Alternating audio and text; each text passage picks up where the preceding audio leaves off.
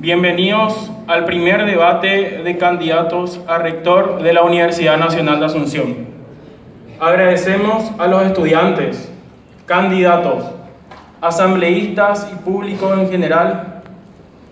Este debate nace como una necesidad de exponer las propuestas a toda la comunidad educativa de la Universidad Nacional de Asunción, porque sin él no es posible la construcción de una universidad democrática y participativa.